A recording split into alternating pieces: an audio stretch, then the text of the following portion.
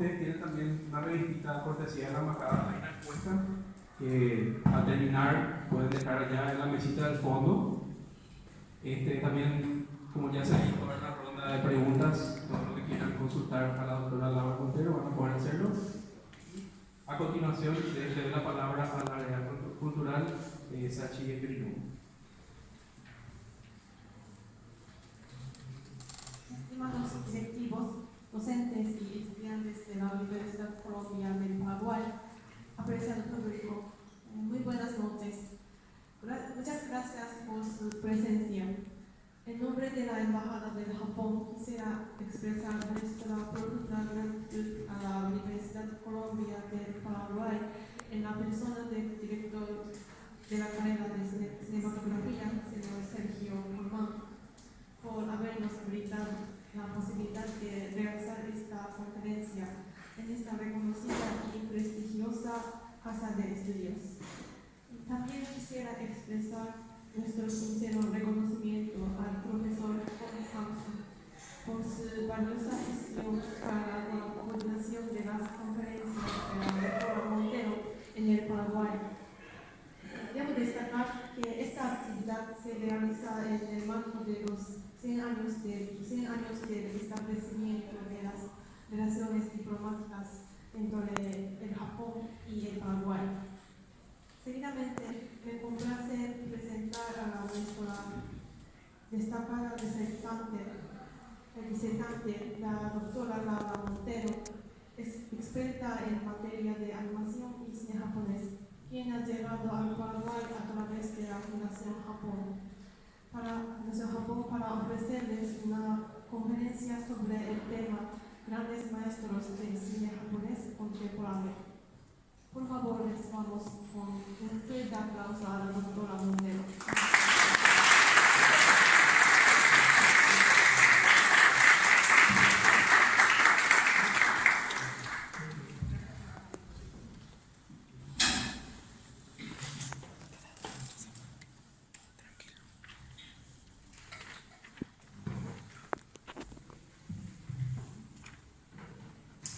Hola, buenas tardes a todos y gracias por venir a esta charla sobre los grandes maestros del cine japonés contemporáneo.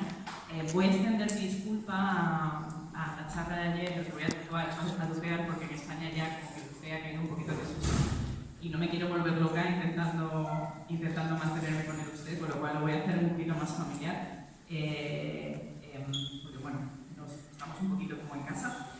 Y sin más voy a empezar a hablar de cine contemporáneo.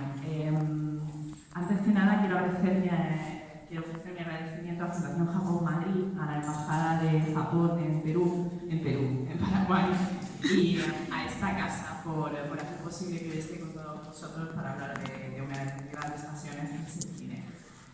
El cine japonés contemporáneo tiene muchos maestros. Lamentablemente no todos ellos son conocidos a nivel internacional.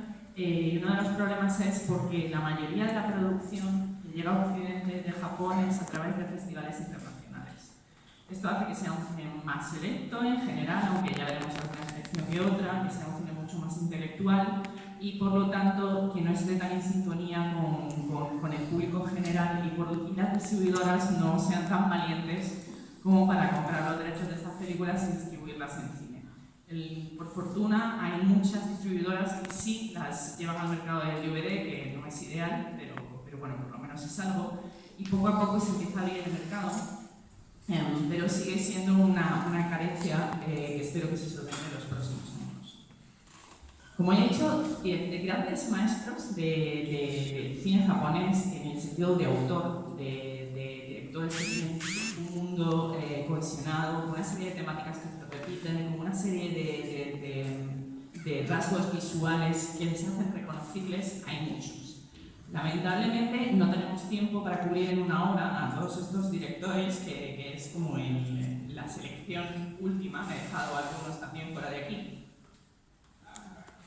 Pero hablar de todos ellos me llevaría 3 horas, con lo cual lo he reducido a 6, porque son los nombres fundamentales, son los nombres que la mayoría de la gente conoce, quizá con la salvedad de Sion Sono, y que es necesario analizar porque entre otras cosas, al hacer un recorrido por todos ellos, vamos a entender que el cine japonés es un cine muy plural, es un cine con muchas temáticas, con muchas estéticas y con una imaginación casi inabarcable.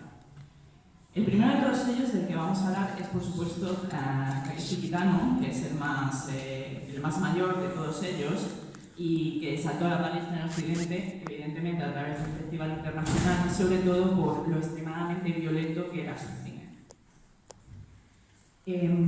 A la hora de introducir a todos los directores voy a ofrecer una serie de datos sobre cuántos premios han recibido internacionalmente y cuántas nominaciones. Debo advertir que aunque IMDb es una gran base de datos de cine, es una base de datos occidental y por lo tanto los premios asiáticos no están especialmente bien recopilados, por lo cual esto es una cifra aproximada, pero que no se acerca a la realidad del reconocimiento internacional de estos directores. Pero sí que nos da una idea para saber hasta qué punto son apreciados por la crítica. Takeshi Kitano tiene una carrera muy peculiar. Él vivía en un barrio bajo y de hecho de pequeño estaba convencido de que su padre era un yakuza, pertenecía a la mafia. Y se imaginaba una cantidad ingente de historias. Su padre trabajaba en los fondos, se pegaba varitas de gente, pero la triste realidad es que su padre era un pintor, con una tendencia bastante violenta cuando estaba en casa, pero que nada tenía que ver con la mafia japonesa. Sin embargo, digamos, este gusto se quedó tatuado en la cabeza de Kitano y digamos que ha impregnado toda su cinematografía. Él empieza a trabajar de joven en un bar de striptease como ayudante de camarero y sin embargo una noche le llega una oportunidad. Una de los comediantes se ha puesto enfermo y tienen que cubrir esa baja y le proponen que se suba al escenario. Y su actuación gusta lo suficiente como para que un amigo suyo le proponga hacer un dúo cómico, que en japonés se llama Mansai, que es una de las formas cómicas más populares del país, y se bautizan como The Two Kids. De hecho, Takeshi Kitano, que es actor y director, como actor siempre firma como Big Kitano y como cineasta firma como Takeshi Kitano. Se empieza a hacer extremadamente popular, empieza a hacer apariciones en televisión, hace multitud de programas absolutamente locos y desquiciantes. En España vimos uno que se llamó Humor Amarillo, que yo no sé si vosotros conocéis, pero básicamente era, en japonés se llamaba El Castillo de Takeshi, y era una especie de parque temáticos donde se organizaban pruebas que los concursantes tenían que superar, como por ejemplo, había un lago con hamburguesas, que eran unas piedras, tenían que saltar de una a otra, y la gracia era pues, que se cayeran y se hicieran daño, y bueno, era bastante absurdo y alocado, como casi toda esa faceta profesional relacionada a la comedia de Takeshi Kitano. Sin embargo, él tiene aspiraciones más grandes y su gran oportunidad para crecer en el mundo artístico le llega de la mano de Nakashi Oshima, con una película fundamental del cine japonés que se llama Feliz Navidad, Mr. Rhodes. En esta película, él hace un papel durísimo de un militar que tortura a presos americanos, pero cuando la película se estrenó en Japón, la gente estaba tan acostumbrada a verle como cómico que se reían en sus escenas. Esto le enfureció tantísimo que decidió ya a demostrarle al público que él era capaz de hacer un cine extremadamente violento, extremadamente serio y que nada absolutamente tenía que ver con su faceta como cómico. Sigue actuando como actor y en el año 1989 le llega la oportunidad de convertirse en director por azar. El azar ha jugado un papel muy importante en la carrera de Kitano. Él es protagonista de Violent Cop y el director decide renunciar porque es incapaz de soportar a Takeshi Kitano. Dice que no puede trabajar con él, que no hay quien le domine y que renuncia al proyecto y se va. Con lo cual, la compañera de casa doctora se encuentra en un aprieto y le pregunta a Kitano si él quiere dirigir la película y él decide tomar la dirección de la película y se convierte en su primera película. Su primera película, bueno, son películas problemáticas que no terminan, en donde hay gags de humor y empieza a haber mucha violencia, pero bueno, digamos que su estilo todavía no está absolutamente definido.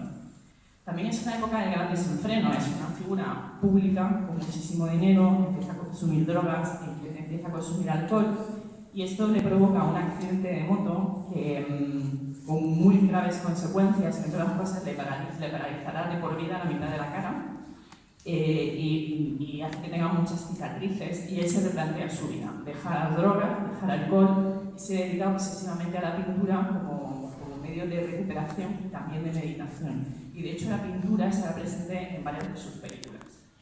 En 1997 lleva la que es para mí su gran obra maestra, Hanabi, que además gana el León de Oro en el Festival de Venecia. Aquí el estilo de Gitano ya está completamente desarrollado. Es un cine antiético en el que se nos presentan antihéroes y en los que aparentemente no pasa nada. Es un cine de espacios muertos, en los que los personajes caminan, en los que los personajes se miran, y en lo que en una escena absolutamente cotidiana de repente hay un estallido de violencia absolutamente brutal que aparece como de la nada. Una de las características más interesantes de su cine, y que también hace que sea complejo entrar en su universo, es lo que él denomina los pillow shots, que son básicamente planos generales en los que el autor o sale del campo o llega hacia el campo y que no tienen ningún sentido narrativo, es una transición. Y él mismo dijo en una entrevista que sin esos pillow shots sus películas durarían literalmente la mitad de lo que duran. Pero su método de trabajo también es interesante porque él trabaja en work in progress, pero trabaja en work in progress de una forma muy peculiar. Primero, cuando él empieza una película, él tiene dos escenas en su cabeza, completamente aleatorias, y en torno a ellas va a construir el guión. Además, rueda de manera cronológica, que es algo también bastante difícil. Rueda de forma cronológica y monta la misma noche que ha rodado, con lo cual él se queda en el estudio con su editor, monta la película, sobre lo que ve, escribe los diálogos del día siguiente, se los da a los actores y así va construyendo sus relatos. Una apuesta bastante arriesgada, pero que a él le ha funcionado bastante y que ha hecho que en la segunda mitad de su filmografía haya tomado casi por completo el control de la edición. La violencia sirve como catarsis para mostrar en la pantalla el dolor de sus personajes. Es un cine muy estático, con mucha influencia del teatro no y del teatro kabuki. Y esta influencia también le viene porque sus primeras comedias, la crítica fue muy dura con él, y él decidió que se iba a convertir en un intelectual y que les iba a demostrar que él tenía un valor, que podía aportar algo a la historia del cine. Entre las grandes colaboraciones de su carrera es fundamental la figura de Joe Hisaishi, que es uno de los compositores más importantes de las bandas sonoras en Japón, y que probablemente la mayoría de vosotros conozcáis porque es también el compositor fetiche de Hayao Miyazaki. Con lo cual es curioso ver cómo Hisaishi, que asociamos con El castillo en el cielo y con Totoro, pues de repente hace Hanabi, que es una película extremadamente violenta, pero sí que ha sido a lo largo de la carrera de los dos cineastas su compositor fetiche.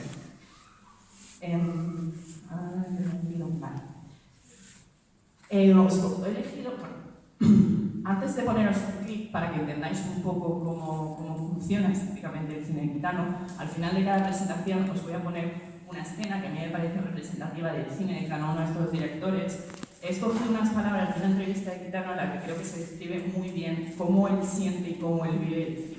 Y dice lo siguiente: filmas lo que ves como si se contemplara un cuadro y sientes conscientemente los latidos de tu corazón. Por eso me gusta que mis películas sean cortadas y montadas con unos latidos distintos. Es una escena de Hanabi, y de hecho en Hanabi aparecen una serie de cuadros que van a servir de transición entre una escena y otra, y este es un cuadro hecho por el propio Gitano en esta meditación y recuperación después de la accidente.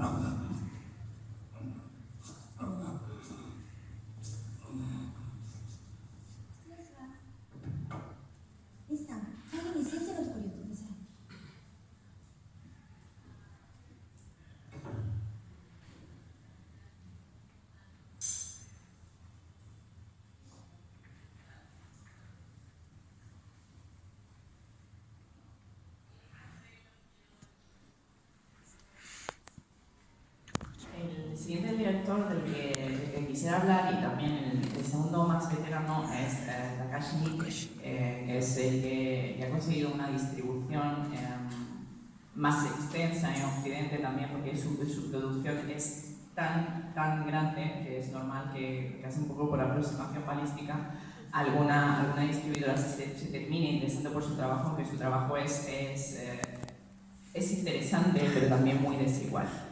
Él dice que no es un autor, y de hecho casi estoy de acuerdo con él. Dice que es un arreglista, porque él en realidad es un mercenario. Él hace absolutamente cualquier encargo que caiga en sus manos. Pero una vez que ese encargo cae en sus manos, él va a hacer la historia como le dé la gana. Nunca se va a sujetar a unas normas. Sí que es cierto que él se enfrenta con sus productores. Yo le vi en una masterclass en Londres, y él decía que una de las cosas que más les divertía era llegar al set de rodaje y de repente decir no, el plan del trabajo que ha hecho el productor no le vamos a hacer en ningún caso, vamos a hacer esto otro, y de repente veía a los pobres productores teniendo un paro cardíaco en el set de rodaje. Su infancia, y esto sí que es real, estuvo vinculada a la Yakuza, porque él creció en un barrio abajo de Osaka, y de hecho muchos de sus amigos se terminaron uniendo a la Yakuza, y él no estaba muy interesado en la escuela. Cuando tenía 18 años quería ser piloto de carreras, le gustaban mucho las motos, pero bueno, también era peligroso, no tenía dinero, y por un azar de la vida había un anuncio de una escuela de Shohei Imamura, que es uno de los grandes directores de la nueva ola japonesa, o de la nueva ola tardía japonesa, que tenía una escuela de cine privada para que no se necesitaba un examen de ingreso. En Japón es muy importante sacar buenas notas para poder acceder a las mejores universidades, y el hecho de que no se requiriera un examen de ingreso pues le hizo a Miike decidirse a ingresar en esta escuela, más que nada porque decía, bueno, hace cine, con lo cual supongo que no tendré que trabajar mucho y podré dormir en las clases. Empieza a trabajar como asistente de producción, y está haciendo este trabajo durante 10 años. En los años 90, con el boom de lo que se conoce como el V-Cinema, con el Big Cinema, con la llegada del VHS, toda una serie de directores, de asistentes de dirección, consiguen dar el salto al cine, porque bueno, es un cine más barato, es un cine más inmediato, y sobre todo hay una explosión tan grande de la industria que necesita mucha gente detrás de la cámara haciendo constantemente películas.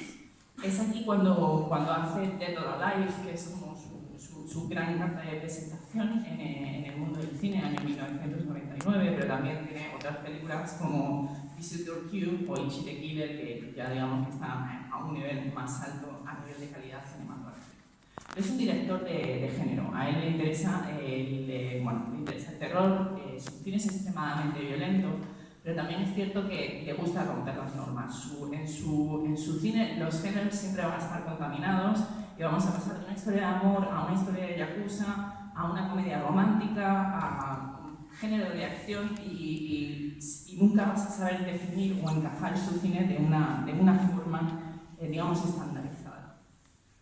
En su cine se ve un sentido de la urgencia, y sobre todo se ven unos personajes muy atormentados que viven al margen de la sociedad, que quieren integrarse en la sociedad pero que no lo consiguen, y uno de los motivos es por sus patologías sexuales.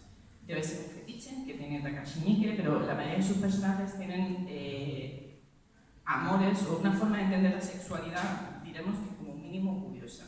Estos personajes que viven al margen de la ley además tienen una incapacidad para comunicarse, y su único medio de comunicarse es a través de la violencia, y esto se va a reproducir en casi todo su cine, excepto evidentemente cuando haga películas infantiles, que también es cierto.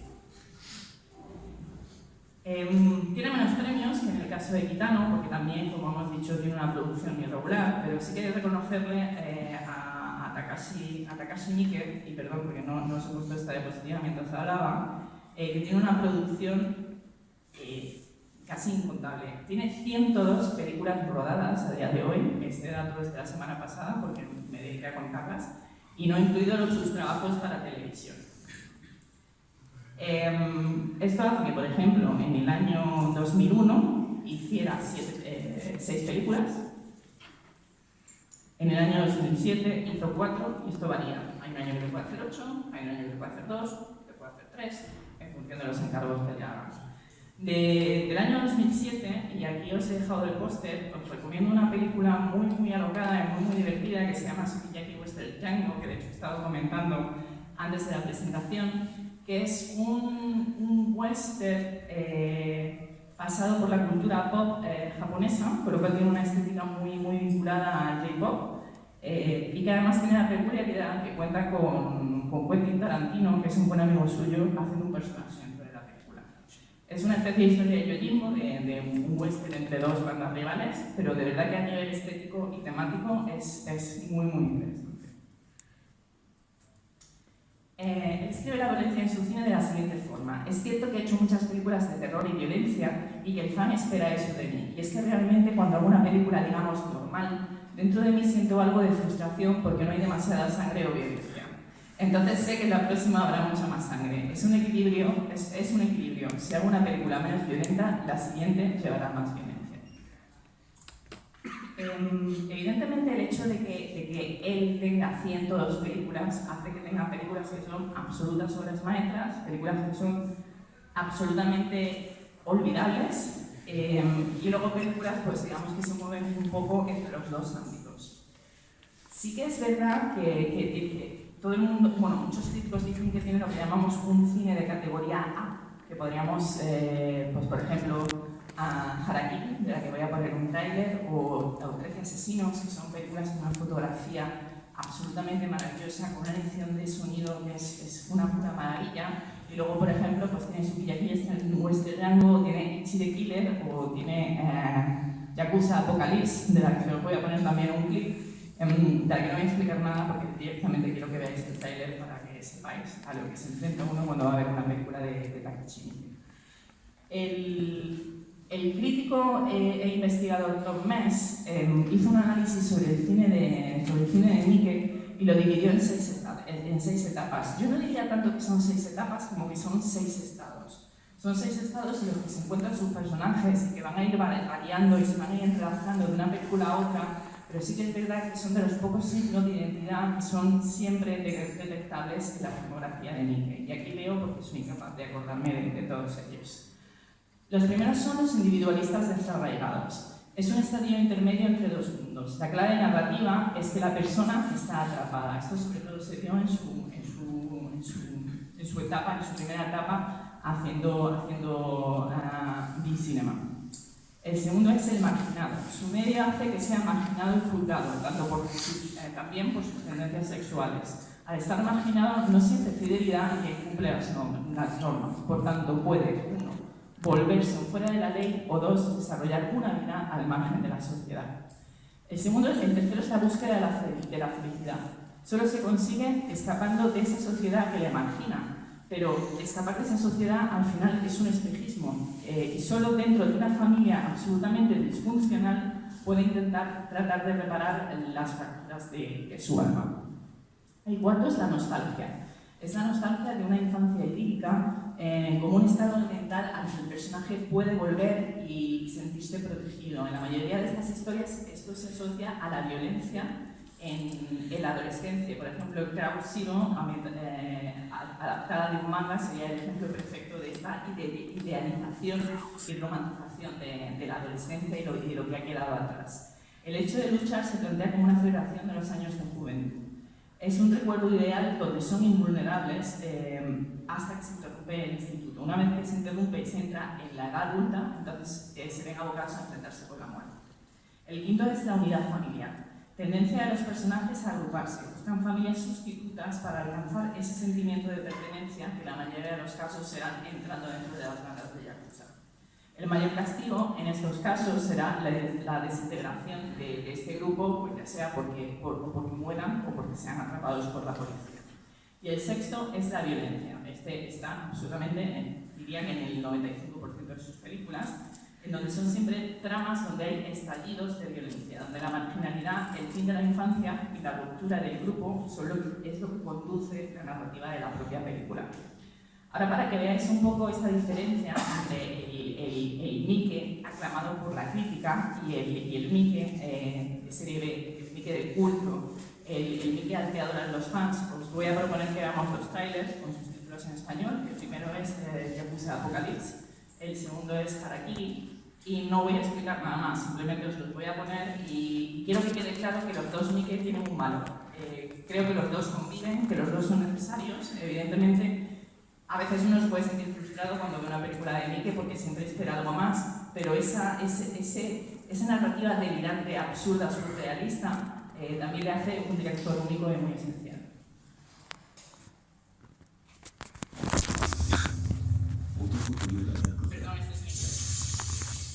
そんな時代があった。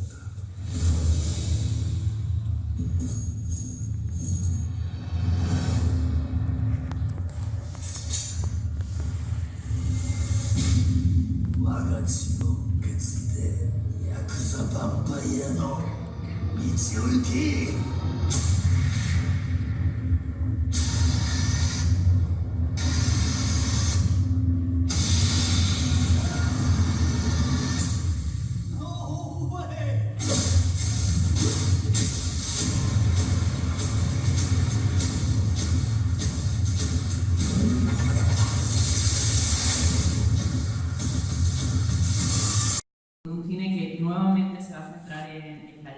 En la violencia, pero también en el sexo. Y en este caso es un sexo absolutamente perverso en el que se insiste una y otra vez, sobre todo en el incesto.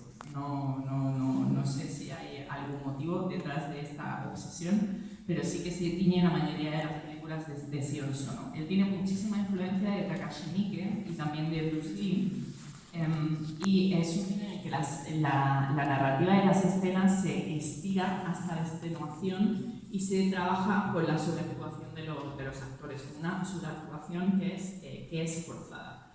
Son propuestas radicales, mucho más al principio, aunque yo creo que sigue siempre jugando a desafiar al espectador y sobre todo a descolocarlo. Sion Sono tuvo claro desde los inicios de su carrera que él quería ser un provocador, casi como si viniera del dadaísmo. Y siempre ha tenido una visión muy inteligente y una forma de verse muy inteligente. Él tenía claro que tenía algo que decir y siempre ha sabido cómo encontrar una vía para expresarte artísticamente, pero también para conseguir una visibilidad que otros muchos directores no han conseguido. Yo creo que ese es un valor que tiene Sion Sono que hay que reconocerle. Él es poeta, es guionista y cineasta, y de hecho con 17 años escribió un libro de poemas con el que ganó un premio y que le animó a hacer un cortometraje en 1985 que se llama Sion Sono, en el que básicamente se dedica a leer a cámara estos poemas. Da el salto al largometraje con Bicycle Side en 1990, pero realmente la fama dentro y fuera de Japón le llega con Suicide Circle en el 2001, que es su primera película distribuida en Occidente. Para entender el shock que provocó esta película, mucho más allá de que sea serie B, que la serie B pues, tiene unos códigos que todos son muy conocidos y que buscan desagradar al público, él fue un paso más allá porque en la escena de apertura de la película se ve a unas estudiantes de instituto en un metro de Tokio esperando el tren. En un momento dado se cogen todas de la mano y cuando está llegando el tren saltan a las vías y se produce un baño de sangre que lo llena absolutamente todo delante de la cámara. Y este es el arranque de la película, de allí todo va hacia arriba. Le convierte en un director de culto, empieza a tener fans absolutamente en todos los rincones del mundo, va a todos los festivales de serie B y empieza una carrera bastante prolífica. Para mi gusto, su trabajo más interesante es la trilogía del odio, que está compuesta por estas 3 películas que veis, pero es la primera la que tiene los elementos que engloban su cine y sobre todo la parte de su cine que es más interesante, porque el hecho de que estire toda esta extenuación también hace que su cine a veces sea complicado y sea difícil de ver porque quizá tensa demasiado la cuerda en algunos momentos. Los Exposure es una crítica a la perversión sexual de la sociedad japonesa, y para esto sí que hay que explicar un poquito cómo es la vida cotidiana. Para los que no lo sepáis, en hora punta en Japón, en el metro hay un vagón de mujeres, porque lamentablemente en Japón hay una cosa que se llama chikan, que es básicamente señores mayores que se dedican a manosear a mujeres en el metro. Es un problema real y una de las soluciones que encontraron pues, fue poner un Japón de mujeres. Entonces, él se inventa un personaje que se convierte en un artista de fotografiar la ropa interior de las mujeres en la calle. Presenta el personaje, este personaje se enamora de una chica que a su modo de ver es una reencarnación de la Virgen María. De hecho, el padre de esta chica es un cura, pero es un cura muy perverso, que, como es el cine de Sion Sono, siempre hay incesto, obliga a su hija a tener relaciones sexuales con él, y aquí se arremolinan multitud de temas, críticas, desfase, en una película muy cortita que dura la friolera de 4 horas. Curiosamente, y esto me parece un logro y me parece una de las cosas que hace a Sion Sono profundamente interesante, consiguió distribución en muchos países en Occidente, incluido España, que es una película de serie B absolutamente con una temática muy difícil de vender, y sin embargo ahí él consiguió tener una visibilidad en Occidente que otros directores de culto no han conseguido, más allá de ir a los festivales de cine y que los dieran pues los fans entregados. Es un cine sin reglas, en el que la presencia de la actriz Megumi Kaburasaka es muy importante, entre otras cosas, porque es su mujer y colabora muy estrechamente, y siempre tiene como este lado hábil de empresario desde su productora Sion Production, como ya os he explicado. Quizá la forma más... el ejemplo más claro de cómo trabaja esta visión pública del provocador consiste en la performance / manifestación que organizó en Japón en los años 90, que llamó Tokyo Gagaga, para quejarse de la burocracia y de la administración pública, y consiguió hacer manifestaciones, agitaciones durante 2 semanas en Tokio, y luego hizo cortometrajes, dio entrevistas y consiguió hacerse un nombre y tener una visibilidad para permitir construir su carrera pues, como guionista, como poeta y como cineasta. Él define para ver esta estrategia de su carrera, él dice lo siguiente, porque él es muy sincero, eso también me parece muy valiente, él no lo oculta, él sabe quién es y como tal actúa en consecuencia. Creo que fue cuando hice Suicide Club. Mi propósito al hacerla era algo así como reiniciar mi carrera, así que decidí introducir esos elementos de Eroguru. Eroguru es horror grotesco con toques de erotismo, que es un género con mucha aceptación en Japón, como una muestra de mal gusto que provocara algún tipo de convulsión y sirviera para lograr este reinicio. Ahora mi carrera está mucho más asentada, es más estable, por lo que no siento la necesidad de centrarme en esos elementos chocantes. Ya no es necesario, pero lo sigue haciendo en cada una de sus películas. También tiene mucha influencia de la naranja mecánica de Kubrick, y de hecho este fotograma de Tokyo Drive es un homenaje a esa película. Cuando estaba preparando esta presentación y sobre todo cuando estaba seleccionando el clip de Sion Sono, seleccionar un clip de Sion Sono que resuma su cine sin ser hiriente es extremadamente complejo, porque es un cine muy perverso sexualmente o muy violento y muy desagradable.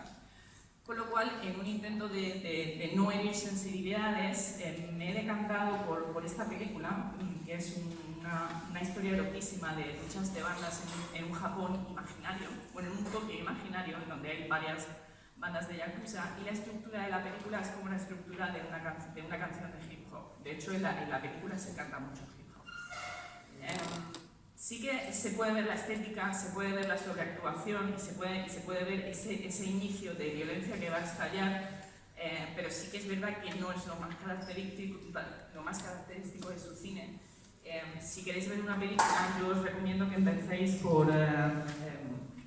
no me acuerdo el nombre completamente, por Why Don't You Play in Hell, porque tiene todos los elementos que le hacen un director interesante, pero no es tan desagradable como otras, con lo cual, bueno, creo que puede ser un buen inicio para adentrarse en la carrera de Sion Sono.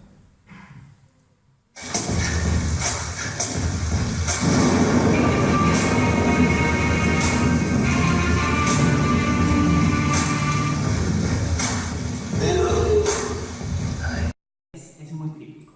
Él empezó como asistente de dirección y consiguió dar el salto a la dirección en Pink Weiga. Pink Weiga es el cine erótico japonés que goza, bueno, que en los 80 gozaba de una salud envidiable, pero que sigue teniendo mucho público, con estas dos películas que veis en la pantalla.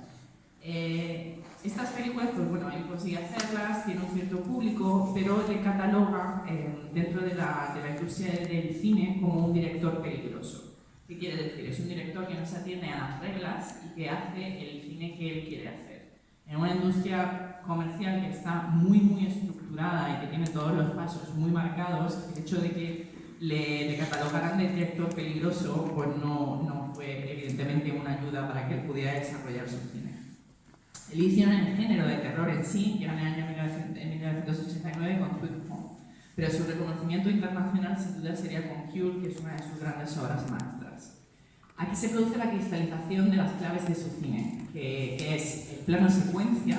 En sus películas están compuestas de plano secuencia y esto es una cuestión absolutamente pragmática, y es que cuenta con tan pocos recursos, su presupuesto es siempre tan limitado, no últimamente, que de repente ha empezado a tener unos presupuestos bastante más altos, ha empezado a contar con actores más conocidos, intentando acercarse un poquito más al público. Pero el plano secuencia es una estrategia puramente cinematográfica para ahorrar presupuesto. Es un ritmo pausado, y cuando digo pausado es extremadamente pausado, incluso más pausado que el cine de gitano, que incluso puede llevar a la irritación, y es algo absolutamente buscado porque le gusta el distanciamiento, le gusta que uno se plantee qué está pasando en la película, sobre todo cuáles son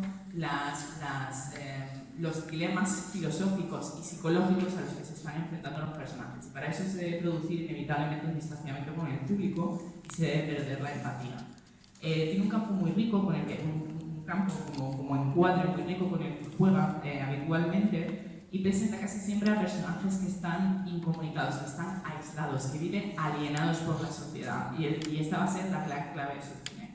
La clave de su cine es que él ve que el Japón está completamente deshumanizado, está estancado, y estos personajes son incapaces de respirar y de encontrar su lugar en la sociedad. Es un terror físico, psicológico, en el que no se resuelve, en el que nunca se dan respuestas, sino que solo se van sumando enigmas, y será el espectador el que se vaya frustrado de la sala de cine, como yo vi en un festival, o se quede simplemente rumiando esas ideas e intentando buscar una solución. Y por supuesto todo este cine es un cine en el que nunca se da una solución, es un cine destinado al caos, en el que el caos lo engulle y lo llena absolutamente todo. Son mundos apocalípticos de ciencia ficción, porque aunque estamos ante cine de terror, es cine de terror enmarcado en la ciencia ficción, y en donde todo gira en torno a la identidad y a esta pérdida del vínculo con el grupo, con la sociedad. Está muy influido por el cine de terror europeo de los años 70, y es muy curioso porque él dice que el pasado de sus personajes no le interesa absolutamente nada, con lo cual sus películas empiezan en un momento concreto de la vida del personaje, no se explica nada o casi nada de lo que le ha pasado antes, y va a terminar en otro punto concreto, pero eso no quiere decir que la historia termine, sino que simplemente nosotros dejamos de seguir de ahí, y ese es uno de los motivos por los que casi nunca se nos van a ofrecer respuestas. En el año 2000 estrena Carisma, que es una película muy interesante, y que de hecho él ya tenía suficiente renombre como para que el Festival de Sundance financiara esta película, y he elegido un fragmento en el que se ve esta reflexión filosófica que va a impregnar absolutamente todos los aspectos de la cinematografía de Kurosawa. Además aquí aparece su actor fetiche, Koji Yakusho, que además es un actor muy conocido en Japón, que ha trabajado con todos los grandes directores y que tiene una carrera muy activa. Hay un problema con los subtítulos, por lo cual son un poquito difíciles de seguir, pero no he podido solucionarlo.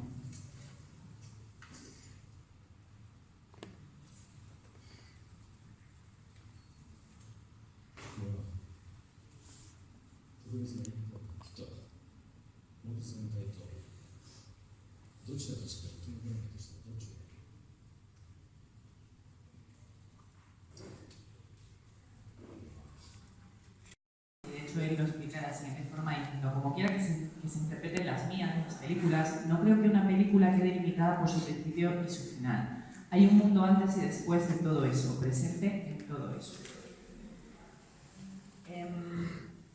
La siguiente directora de la que me gustaría hablar es Naomi Kawase, entre otras cosas porque es la única directora que está haciendo cine en Japón y que es conocida internacionalmente. Hay muy pocas mujeres detrás de la cámara y Naomi Kawase con una carrera muy especial ha conseguido poco a poco hacerse un hueco en la industria del cine japonés y de hecho ella ha sido la elegida para hacer el documental en los Juegos Olímpicos el año que viene, por lo cual también eso es señal de la importancia y del reconocimiento que tiene a nivel internacional. Naomi Kawase hace un cine desde el yo, y el yo, su propia persona va a ser el motor de toda esa cinematografía. El punto de partida se produjo cuando ella estaba estudiando en la escuela de fotografía y un profesor le dijo que tenía que hacer un trabajo en el que se tenía que centrar en lo insoslayable. Para ella lo insoslayable era la figura de su padre. Sus padres se casaron cuando ella era muy pequeña, la tuvieron, se divorciaron y por una serie de circunstancias la hermana de su abuela terminó adoptándola y convirtiéndose en su madre adoptiva. Su padre salió absolutamente de su vida y era una figura que la acechaba y que no conseguía comprender. Con lo cual usa este trabajo para intentar rastrear a su padre y sobre todo la relación que ella tiene con su padre. Y a partir de esta relación y de cómo ella la va a interpretar y la va a vivir, se va también a centrar una relación con el sintoísmo, que tiene una base muy importante en su cine, pero también con la ciudad de Nara, que es donde ella creció y ha vivido la mayor parte de su vida, y por recuperar los espacios que se están perdiendo, por esos espacios en los que ella creció. Por lo cual es un cine en el que el recuerdo, pero también la búsqueda de lo que no se puede tener está absolutamente presente. Además es un cine entre lo documental y lo ficcional porque evidentemente parte de sí misma. Con lo cual se usa a sí misma como excusa para construir a veces ficción, a veces no ficción, a veces algo intermedio entre los dos medios de comunicación. Y sobre todo su primera etapa está absolutamente al margen del cine comercial. Es un cine muy lento, es un cine difícil de ver, pero profundamente interesante y rico. Y ya en los últimos años sí que ha conseguido mayor presupuesto, sobre todo europeo, que ha hecho que tenga un cine visualmente mucho más bonito porque tiene más medios para rodar bien, pero en el cine también se ha hecho más accesible para un público general porque es más fácil conectar, tener una empatía con los personajes que aparecen en la pantalla. En su cine se hace una representación también del tiempo y en él aparece un tiempo circular que es el tiempo de la naturaleza, de los ciclos vitales, y luego un tiempo lineal que es el de la gente. Y esos dos tiempos van a estar casi confrontados y casi sin posibilidad de reconciliarse. Ella encuentra una manera de que los dos tiempos fluyan y no terminen por chocar.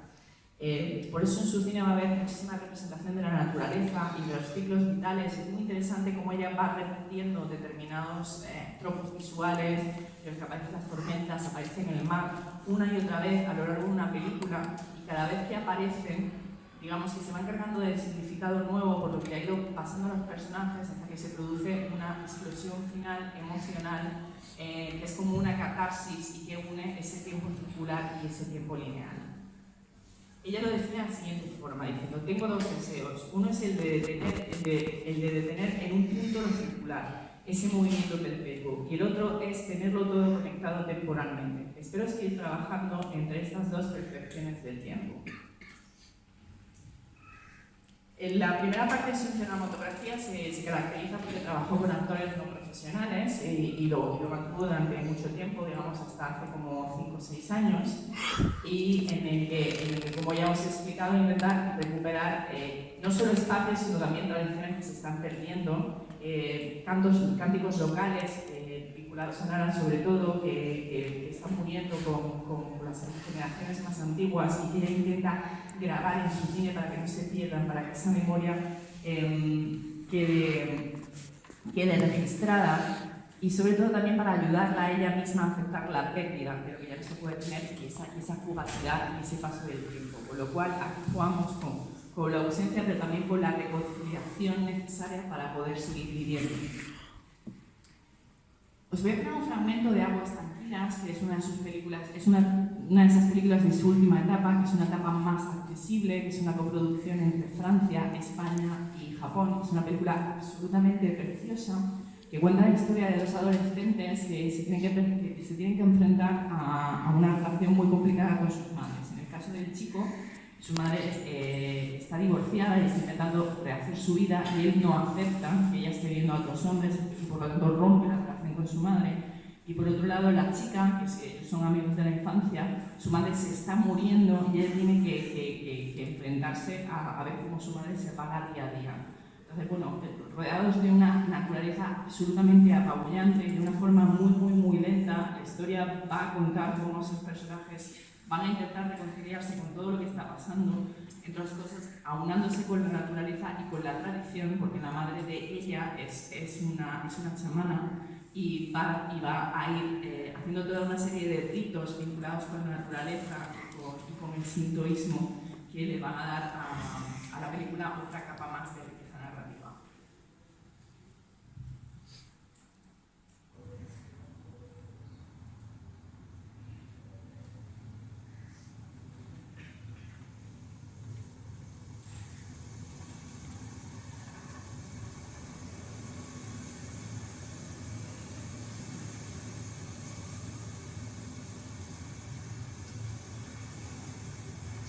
De reconocimientos en festivales internacionales, porque afortunadamente goza de una gran distribución en los países occidentales, es Hirokazu Koreeda. Hirokazu Koreeda es la mirada crítica de Japón, es el gran retratista de la sociedad japonesa, pero también su crítico más feroz. Yo creo que ese es su gran valía como cineasta. Para que os hagáis una idea de hasta qué punto su carrera ha estallado en los últimos 3 años y se ha convertido en el director japonés por antonomasia, os puedo decir que en el año 2017 contaba con 38 premios internacionales, ahora tiene 59, y en el año 2017 también tenía 52 nominaciones cuando ahora tiene 96, con lo cual en un periodo de 2 años las cifras casi se han doblado y muy merecidamente porque tiene un cine profundamente interesante. Es un cine que surge desde el recuerdo traumático y este recuerdo, esta memoria que él va a retratar en su cine es una memoria múltiple que pretende hacer un retrato de Japón, que pretende hablar de los traumas sociales de Japón. Con lo cual la crítica va a estar siempre presente en su primera etapa de una forma muy frontal y muy directa. Luego pasaría a otra etapa en la que se ha suavizado bastante hasta que ha llegado su última película en la que ha vuelto con más fuerza que nunca. Es un cine que también se va a mover entre lo documental y lo ficcional, pero no porque él hable desde el yo, sino porque él viene del mundo del documental. Él se inició como documentalista, estuvo muchos años trabajando en la televisión, haciendo documentales y luego daría el salto a la gran pantalla. Busca una reconciliación con el pasado y su cine se puede dividir en 3 etapas diferentes. La primera etapa es la etapa de aprendizaje que hace en televisión y que hace haciendo documentales, y aquí se empieza a interesar por hablar de lo colectivo y sobre todo por denunciar una serie de realidades que no estaban visibilizadas en la sociedad japonesa. De todos estos cortometrajes que hará, los 2 más interesantes son August Without Him, que habla de la primera persona en Japón que declaró públicamente que tenía VIH, de hecho que le acompañó hasta que murió, hasta sus últimos días de vida.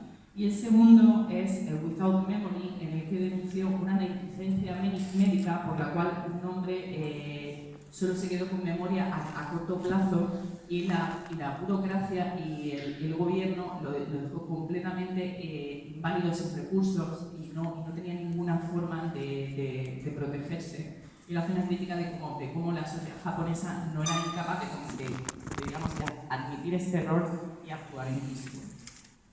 Con lo cual, aquí vemos como la memoria o la ausencia de ella, en el caso de Without Memory, serán el germen del trauma que va a empezar a engendrar su cine.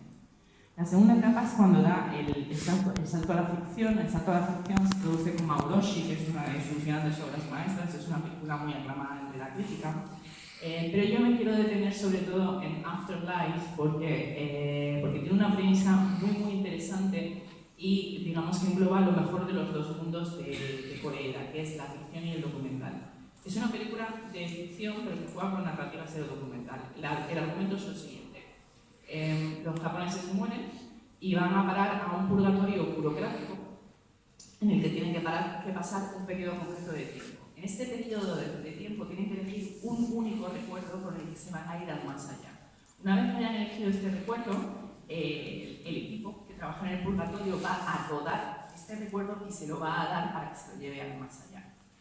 Lo que hace Koreeda es que plantea unas entrevistas a cámara en que pues, gente joven, ancianos, hombres, mujeres van eligiendo sus recuerdos.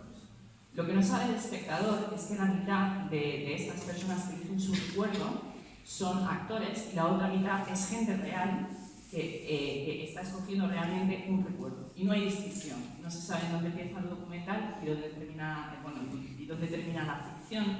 Yo, por ejemplo, os puedo contar que hay una anécdota muy curiosa en esta película, que pidieron una chica de 15 años que estaba en el instituto, que en una de estas entrevistas, y ella dijo que el mejor día de su vida había sido el día que había pasado en Disneyland y que ese era el recuerdo que se quería llevar al más allá. Ya en la parte de ficción, pasando a lo documental, el equipo de este purgatorio decide que esa chica no se puede ir con ese recuerdo al más allá porque es un recuerdo horrible y que tiene que elegir algo más íntimo, algo que tenga más que ver con su vida, y se reúnen bien con ella para convencerla de que cambie ese recuerdo. Y evidentemente la película cambia ese recuerdo, aunque el recuerdo original era un recuerdo documental porque venía de la realidad. Entonces se producen unos juegos muy interesantes en la película, y a pesar de que no es muy conocida internacionalmente, a mí me parece una obra maestra y os voy a poner un fragmentito. Y agradeceros por esta atención. Muchas gracias.